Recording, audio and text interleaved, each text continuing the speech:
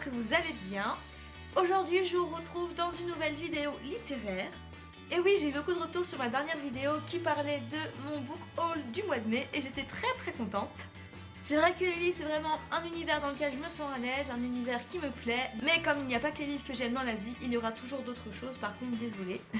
Et non, ceci n'est pas un placement de produit parce que j'ai pas assez d'abonnés pour faire des placements de produits pour commencer. C'est ma petite boisson. C'est de la limonade à la fraise que m'a offert ma petite Nanette. On s'est fait un swap toutes les deux sur le thème de Tim Burton. Et du coup je vous ai filmé le déballage de mon swap, enfin de son swap. Je vous mettrai la vidéo dès que je lui aurai envoyé le mien. Donc on se revoit d'ici un mois pour en reparler, hein. Est-ce que j'ai parlé du thème de la vidéo encore ou pas? Non, je crois pas. Ça m'est déjà arrivé hein, de parler et pendant que je parle, d'un coup je m'arrête, je fais... Qu'est-ce que j'étais en train de dire? Non, il n'y a plus rien à faire à ce stade. Hein. Ce sera une vidéo consacrée à John Green. Bon, je vais vous parler de ses romans parce que je les ai tous lus, sauf le recueil Flocon d'amour qu'il a écrit avec un ou deux autres écrivains, je ne sais plus. Et en petit bonus, on parlera aussi des films qui ont été adaptés de ses romans. Du coup, je vais vous en parler dans mon ordre de préférence, ça veut dire de celui que j'ai le moins aimé à celui que j'ai le plus aimé. Alors, on va commencer par le cinquième qui est Qui es-tu Alaska? C'est le premier roman qu'a écrit John Green et c'est aussi le premier que j'ai lu. Eh mais il a jauni, on dirait que je l'ai acheté il y a 20 ans le truc, c'est abusé. Enfin bref, du coup j'ai dû le lire en 2013 ou 2014, je sais plus. Et bon c'est le cinquième de mon top 5, mais ça veut pas dire que je l'ai pas aimé, je l'ai quand même bien aimé, mais moins que les autres. Il y a beaucoup de personnes pour qui c'est le roman préféré de John Green, je conçois tout à fait, il n'y a pas de souci. Moi c'est celui que j'aime le moins personnellement. En fait il m'avait pas trop plu. D'une part, c'est que c'était prévisible, hein, dès le premier chapitre. De toute façon, c'est facile parce que grâce aux petites indications qu'il y a là et au titre de certains chapitres, c'est prévisible. Moi, j'ai deviné dès le début ce qui allait se passer dans le bouquin. C'était pas compliqué, franchement. Et puis ensuite, moi, franchement, je dois dire que j'ai pas trop accroché avec le personnage d'Alaska. Autant, des fois, j'ai trouvé qu'elle avait des idées, une façon de penser vraiment barjo, mais dans le sens j'aime bien. Il y a des choses qu'elle voyait de sa propre façon et je trouvais ça vraiment intéressant. Mais niveau caractère et comportement, j'ai pas du tout été fan de ce personnage. Ensuite par contre, ce qui m'a vraiment plu dans le roman, et ben déjà c'est le personnage principal, qui s'appelle comment déjà, je ne sais plus. Miles, voilà. J'ai bien aimé ce garçon, voilà, j'ai trouvé gentil. Je pourrais pas trop vous en dire plus parce que je l'ai lu il y a longtemps. L'histoire elle reste quand même intéressante, hein, ça se passe... En gros c'est l'histoire d'un garçon de 16 ans qui a une vie un peu ennuyeuse, un peu monotone et tout ça, qui déménage chez ses parents pour aller vivre sur un campus universitaire. Et du coup pour lui c'est l'occasion d'un nouveau départ, de faire des expériences, de vivre des choses, enfin du moins c'est ce qu'il espère faire. Et sur son campus il va rencontrer une jeune fille qui s'appelle Alaska. Et c'est une jeune fille vraiment troublante, énigmatique, qui semble insaisissable. Oui, j'ai piqué les mots du résumé. C'est vraiment un esprit libre et une fille très particulière et du coup il va... Je crois qu'il tombe amoureux, oui on peut dire qu'il tombe amoureux d'elle, il est vraiment fasciné par Alaska et du coup voilà, je vous en dis pas plus. Hein. Donc ce roman il m'a permis par contre de faire une découverte mais absolument exceptionnelle, c'est bien sûr La Plume de John Green. Comment vous dire que cet auteur il écrit vraiment bien. J'aime énormément sa façon de dire les choses, sa façon de penser aussi. Il a une écriture intelligente. Je sais pas si ça se dit, mais c'est vraiment comme ça que je décrirais son écriture. Il a une plume intelligente. Mais en même temps, il a aussi une plume poétique, spirituelle, très jeunesse. J'irais pas jusqu'à dire que c'est des histoires réalistes qu'il nous raconte, parce qu'on a toujours une petite part de philosophie, de poésie, un peu de spiritualité à la John Green. Mais j'ai trouvé que c'était vraiment très consistant et vraiment, pour le coup, réaliste, mais au niveau des sentiments des personnages, la retranscription de leurs émotions, de leur impression sur la vie, sur leur vie, sur ce côté-là, il a vraiment touché en plein dans le mille en fait. Du coup, j'ai vraiment accroché à l'écriture de l'auteur, je trouve qu'il a vraiment les mots, il a la plume. Malgré les deux petits points négatifs que j'avais relevés dans le bouquin, j'ai quand même pris un grand plaisir à le lire et à découvrir l'univers de John Green. Ah mes jambes, oh là là, ah ça fait du bien. J'étire juste mes jambes, il n'y a pas de malaise. En quatrième position, j'ai mis le théorème des Catherine. Je crois que c'est le roman de John Green le moins connu et le moins lu. Je crois, je suis pas sûre. D'ailleurs, sur les 5, c'est le dernier que j'ai lu pour vous dire. C'est celui qui m'a tiré le moins en fait. En fait, le résumé, il en dit pas vraiment sur l'histoire et il correspond pas vraiment à ce qui se passe dans le livre. En fait, ça parle juste du personnage, je vous le lis. 19 fois Colin est tombé amoureux, 19 fois la fille s'appelait Catherine, pas Cathy, ni Kat, ni Kitty, ni Cathy, et surtout pas Catherine, mais avec un C, mais Catherine avec un K. Et 19 fois il s'est fait larguer. Donc voilà, je me disais ouais c'est super, je m'en bats les steaks. Mais bon, c'est du John Green, donc je savais que j'aurais le droit à une bonne histoire. Je pourrais essayer de vous la raconter, mais vous le savez peut-être ou pas, mais je suis vraiment une grosse naze pour raconter les histoires. J'ai pas le don de la parole en fait. J'ai le monopole de l'écriture, j'écris bien, sans vouloir me vanter. Mais par contre pour parler, il n'y a plus personne là. Voilà, je suis plutôt une fille qui écrit. En gros, le personnage principal il s'appelle Colin et c'est un petit génie. Il est très très fort notamment pour faire des anagrammes. Par exemple, lui donner un mot et il vous fait plusieurs anagrammes de ce mot, mais même pas, il réfléchit pas, en 2 secondes il vous fait 4 anagrammes avec votre mot, enfin autant que possible. Du coup c'est assez rigolo, c'est original, un personnage comme ça on n'en voit pas souvent. Et du coup il est avec son meilleur ami qui s'appelle Hassan, voilà exactement. Hassan qui est très rigolo. Et je sais plus ce qui se passe mais ils vont partir, en fait ils vont faire une virée en bagnole, je sais plus pourquoi. Ah si, parce que Quentin en fait il s'est fait larguer par sa 19e Catherine et du coup il est triste. Et du coup avec Hassan il décide de faire un petit road trip encore une fois. Je dis encore une fois par rapport à un des autres romans de John Green, on en parlera tout à l'heure. Sauf que là c'est pas le voyage qui est mis en avant mais c'est plutôt l'endroit où est-ce qu'ils vont. En gros ils vont rencontrer notamment une jeune fille qui s'appelle Lindsay. Et du coup Lindsay va devenir un peu amie avec eux et en fait ils vont travailler notamment dans une usine à fabriquer des tampons je crois. Oui c'est très glamour une fabrique de tampons, c'est génial. Et du coup il va se passer un petit peu des choses avec Lindsay, entre ados, entre Hassan et Colin aussi. Voilà, c'est une tranche de vie adolescente quoi. Enfin bref, c'est un résumé totalement caca, mais il fallait s'en douter avec moi. Honnêtement, ce roman, j'aurais pu le mettre en 5e position, mais finalement, une fois que j'ai fini, j'ai décidé de le mettre en 4e position. Je vous explique, en fait, quand j'ai commencé à lire, j'ai vraiment eu du mal. C'est vraiment celui sur lequel j'ai eu du mal à mettre dedans. Les autres, je les ai lus d'un coup. Celui-là, j'ai lu le début et j'ai dû faire une pause de 2 mois avant de reprendre ma lecture. Voilà, j'avais pas plus envie que ça de continuer l'histoire, même si, une fois encore, la plume de John Green était bien présente et me plaisait, mais j'étais pas passionnée autant qu'avec les autres romans, du coup j'ai mis 2 mois avant de reprendre. Mais par contre, quand je l'ai repris, alors là, je sais pas ce qui s'est passé, mais j'ai lu tout d'un coup. En fait, une fois dedans, j'ai vraiment adoré l'histoire. Cette fois, contrairement à Qui es-tu Alaska, j'ai beaucoup aimé le personnage de Lindsay, qui est le personnage féminin principal de l'histoire. C'est une fille un peu plus normale, un peu plus gentille. Elle a un passé derrière elle, elle est un peu atypique quand même, mais elle n'est pas totalement, on va dire, extravagante et loufoque comme l'était Alaska ou encore Margot. Colin, je ne suis pas... Colin, ça doit être quand même le personnage masculin que j'aime le moins dans les romans de John Green. Mais j'ai quand même trouvé intéressant son histoire et notamment le fait qu'il soit un petit génie, c'est super chouette. La lecture est vraiment divertissante et finalement l'histoire, comme je vous l'ai dit, une fois qu'on est dedans, c'est plutôt plaisant. Je peux pas vous dire qu'il est mieux que Qui es-tu Alaska parce que je pense que beaucoup de gens préfèrent Qui es-tu Alaska par rapport à Catherine, mais moi en tout cas j'ai quand même préféré le théorème des Catherine. Ensuite, en 3e position, sur 5, on retrouve Will et Will, qui a été écrit en collaboration avec David Levitan,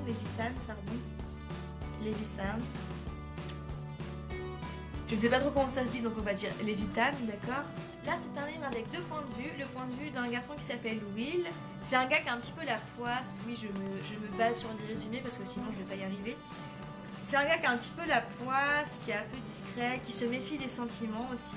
Son meilleur ami s'appelle Tiny Cooper et c'est un garçon homosexuel qui est vraiment exubérant, qui s'assume comme il est, notamment avec son poids parce que je crois qu'il est assez obèse, et aussi son homosexualité. Et dans les autres chapitres, on a la narration d'un autre personnage qui s'appelle Will. D'ailleurs, il faut dire aussi que le premier personnage il s'appelle Will Grayson et le deuxième il a exactement le même nom que lui. Le deuxième Will, c'est un ado dépressif, il est gay mais il assume pas du tout sa différence et un jour il va rencontrer par hasard Will, le premier Will, À noter si c'est ce que vous pensiez, non, le premier Will n'est pas homosexuel, pas du tout.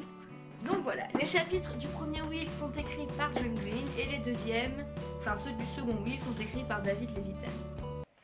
Vas-y, crie dans le couloir, je dirai rien. Et en dessous, il y a marqué sublime roman initiatique à deux voix sur l'amour adolescent, l'homosexualité, la colère, la souffrance et l'amitié.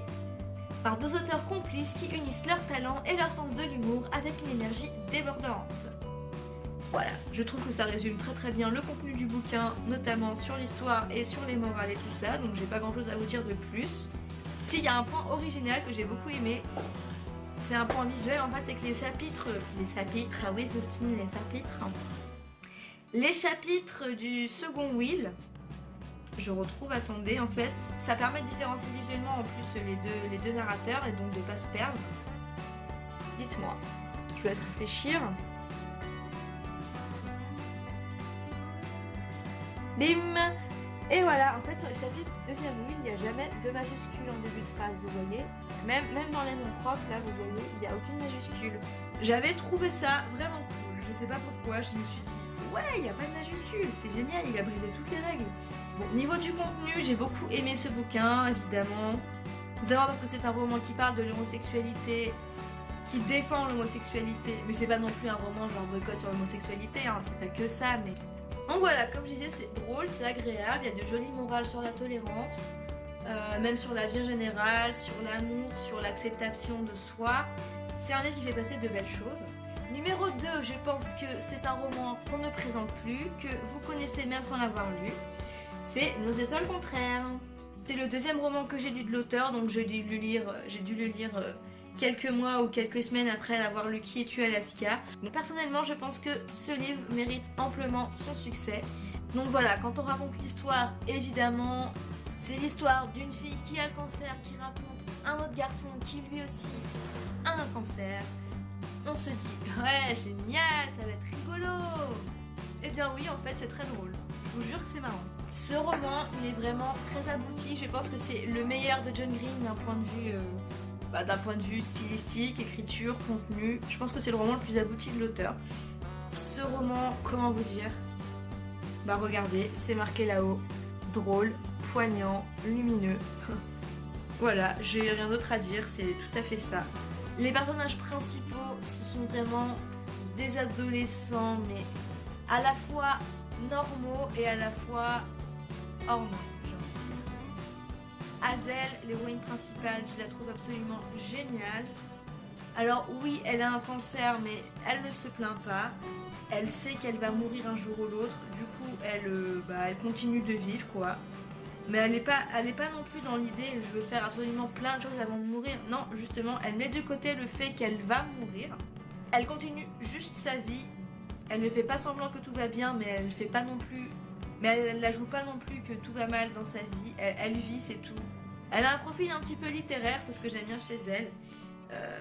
Elle est assez mature, elle est assez posée, elle est rigolote. C'est un personnage que j'ai vraiment beaucoup aimé. Quant à Augustus, pareil, j'ai vraiment adoré ce personnage. Augustus, c'est tout simplement un adolescent. Pareil qu'Adèle, il est intelligent. Il est réfléchi. Ça n'empêche pas d'être non plus un fan de livres de zombies et de jeux vidéo. D'être un adolescent, quoi. C'est un personnage qui manque pas du tout d'humour, qui peut être un petit peu prétentieux, mais c'est assez rigolo. L'alchimie Hazel Augustus, elle est vraiment géniale. C'est vraiment un couple que j'ai adoré. C'est vraiment... Je dirais pas que c'est mon couple préféré, mais c'est vraiment un des couples que j'ai le plus aimé, que ce soit en film, en bouquin. C'est vraiment un couple que je mettrais dans mon top 10. Ça ne manque pas d'intelligence. Comme je vous ai dit, la plume de John Green, elle est vraiment unique. Il fait vraiment passer des messages dans ses livres, mais évidemment sentimental, mais aussi un peu intellectuel des fois. C'est vraiment quelqu'un de philosophique et c'est ce que j'aime beaucoup avec John Green. Voilà, il soulève des questions intéressantes, il a des phrases pertinentes. C'est vraiment un auteur qui marque les esprits par son écriture. Mais bon, on rit, on sourit.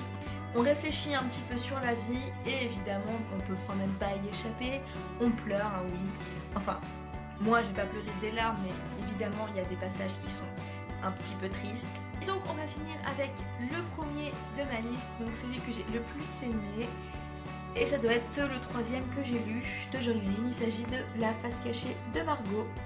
Donc je vous fais un speech vite fait, mais comme le film est sorti lui aussi, vous devez connaître un petit peu l'histoire. En gros, c'est l'histoire de Quentin qui est amoureux de sa voisine qui s'appelle Margot depuis plusieurs années. Et un jour, cette Margot, elle va disparaître, mais elle va laisser des indices derrière elle pour que Quentin la retrouve. Enfin, du moins, c'est ce qu'il pense, et du coup, il va partir à sa recherche. Du coup, le roman, il nous embarque dans un road trip avec Quentin et ses amis. Et c'est vraiment, mais c'est ce qui a fait que j'ai vraiment adoré ce bouquin, c'est trop marrant. Voilà. J'ai trop rigolé en lisant ce roman, je ne vous explique pas pourquoi, mais j'ai trouvé ça vraiment fun, vraiment drôle, vraiment mignon. En fait, j'aime beaucoup les histoires d'amitié, et comme là, pour le coup, on voit Quentin et ses amis tous ensemble, j'ai vraiment trouvé ça super chouette. D'ailleurs, Quentin, c'est peut-être les personnages masculins de John Green que je préfère, avec Augustus quand même. C'est un garçon profondément gentil, qui est très attachant. Voilà. En même temps, il est rigolo, il a un côté un peu ado, un peu geek, il est super. J'ai vraiment beaucoup ce personnage, il est adorable. Au niveau de Margot, alors elle rejoint un petit peu Alaska, c'est quelqu'un d'assez libre d'esprit, extravagant, difficile d'accès, mystérieux. C'est une fille assez rigolote, originale, elle a une vie un peu particulière par contre. C'est une fille assez populaire aussi, mais elle sait que sa vie, tout est un petit peu faux en fait. Elle se rend compte des choses, elle est assez lucide. Donc j'ai beaucoup aimé ce personnage. Après, ce que je lui reproche, c'est que Quentin, mais il est tellement gentil et elle s'en fout de lui. Elle l'aime bien, mais c'est tout. Bon, on peut dire qu'elle s'en fout de lui vu qu'elle a quasiment rayé de sa vie une fois qu'ils ont grandi. J'ai aussi beaucoup aimé les amis de Quentin, notamment Ben qui m'a fait... Mais il m'a fait rire, mais qu'est-ce qu'il est débile ce gars, il m'a fait trop rire. J'ai aussi beaucoup aimé le personnage de Radar avec sa famille qui collectionne des Pères Noël noirs, j'ai trouvé ça hilarant. En gros, ce roman c'est un road trip, donc ça nous emmène à l'aventure sur les routes des États-Unis. C'est un road trip entre ados, donc niveau organisation on a vu mieux. Il y a beaucoup d'humour, il y a beaucoup de conneries. J'ai trouvé ça trop génial. Et ça m'a vraiment donné envie de faire la même chose avec mes amis à moi un jour. Je veux vivre ce livre en fait, je veux absolument faire pareil. C'est trop drôle. Et encore une fois, l'auteur soulève des petits éléments intelligents, avec des petites touches d'originalité par-ci par-là. Il nous apprend encore quelque chose, notamment les villes de papier. Qu'est-ce que c'est les villes de papier? Voilà, cette vidéo est déjà longue, donc je vais pas m'éterniser, mais c'est le roman que j'ai préféré parce qu'il m'a vraiment mis de bonne humeur, qu'il a su me toucher. Même si évidemment la fin c'est pas la fin rêvée que tout le monde voudrait voir. Et d'un côté j'ai trouvé que la fin elle avait un certain, pas réalisme, mais j'ai pas trouvé ça si idiot moi personnellement. Et on finit avec un petit mot sur les films. Donc en film nous avons Nos étoiles contraires évidemment et La face cachée de Margot qui est sortie l'année dernière. On commence avec Nos étoiles contraires vu qu'il est sorti avant. Que vous dire? En fait j'ai pas grand chose à dire parce que tout simplement, le film respecte vraiment le bouquin à 99,9%. Ça reprenait aussi bien le déroulement de l'intrigue, le caractère des personnages, les morales, les émotions. Et pour moi, c'est ce qui est le plus important, c'est de reprendre vraiment l'atmosphère du roman, les émotions qu'il dégage, les morales qu'il fait passer. Et j'ai trouvé qu'il y avait tout là-dedans. J'ai même versé ma larme devant le film. Autant le bouquin, je ne m'avais pas fait pleurer, mais le film, j'ai eu un petit peu de mal à me retenir quand même. Les acteurs vraiment super bien choisis, j'ai rien à dire de négatif. Moi je vous conseille vraiment de le voir et de lire le livre. Je vous conseille les deux, vous faites ce que vous voulez. Si vous préférez le film, regardez le film. Si vous préférez lire, lisez le bouquin. Si vous voulez faire les deux, faites-le. C'est pareil, pour moi il n'y a pas un qui est mieux que l'autre. On dit souvent que l'original est mieux que l'adaptation, mais pour moi là les deux c'est au même niveau. Et pour La face cachée de Margot, j'ai envie de vous dire exactement la même chose, même s'il y a beaucoup plus de différences avec le film. Même si j'aimais bien Margot, j'étais pas sa plus grande fan, mais dans le film, j'aime beaucoup Cara Delevingne en fait, je sais pas comment ça se dit, Delevingne ou Delevingne. Bon, je veux dire Cara Delevingne, excusez-moi, ça se dit pas comme ça. Mais c'est une actrice que j'aime énormément. Je l'avais jamais vue jouer, je la connaissais que de nom. Et franchement, je la trouve charismatique à sa manière. Elle m'a vraiment beaucoup plu. L'acteur qui joue Quentin, j'adore, rien à redire, il est trop adorable. Ben, par contre, j'avais pas du tout imaginé comme ça dans ma tête. Mais j'ai quand même bien aimé l'acteur du film. Il était rigolo. On se concentre un petit peu moins sur la partie road trip. Elle est quand même très présente, mais pas autant que dans le livre. Par contre, j'ai trouvé le film moins rigolo que le livre, mais plus touchant. Voilà, c'est la balance. Ça veut pas dire qu'il est pas drôle quand même, parce qu'il y a une scène mais qui m'a fait exploser mais de rire, mais vous pouvez pas imaginer. Je vous laisse deviner c'est laquelle. J'ai trop rigolé. Mais le livre est quand même plus rigolo, globalement. Après, les deux grosses différences du livre que j'avais relevées, notamment, c'est que dans l'Eurotrip, il y a un personnage en plus, c'est la petite copine de Radar. Bon, il n'y a pas de problème là-dessus, il n'y a pas de souci à ce qu'elle soit là. Justement, ça rajoute une petite touche d'émotion d'ailleurs. C'est un personnage très agréable, même si elle n'est pas très importante. Et aussi, la fin est différente.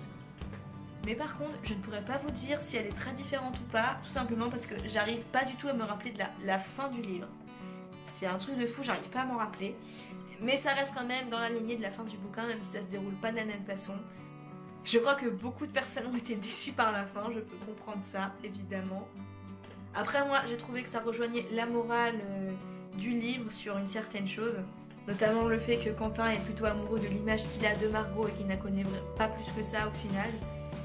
C'est un film qui prend une direction assez inattendue. C'est fun, on passe un bon moment, c'est une histoire d'amitié assez rigolote et assez touchante.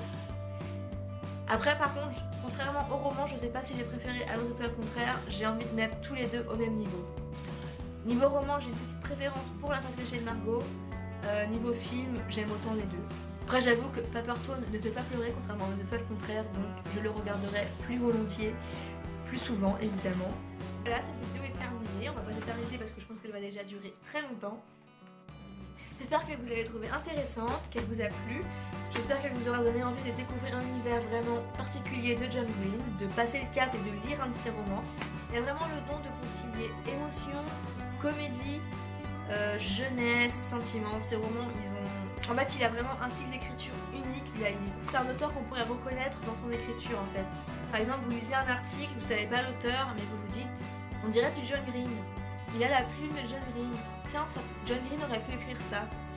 Donc je ne peux que vous recommander de découvrir cet auteur et son univers. N'hésitez pas à me dire dans les commentaires si vous avez lu un de ses romans ou vu les films. Enfin, dites-moi ce que vous pensez vous de l'auteur, de ses livres, de ce que vous avez pas lu, de ce que vous voudriez lire. Enfin, dites-moi tout ce que vous voulez sur John Green. Voilà, j'attends vos messages. Sur ce, je vous fais de très gros bisous et je vous dis à bientôt dans une prochaine vidéo.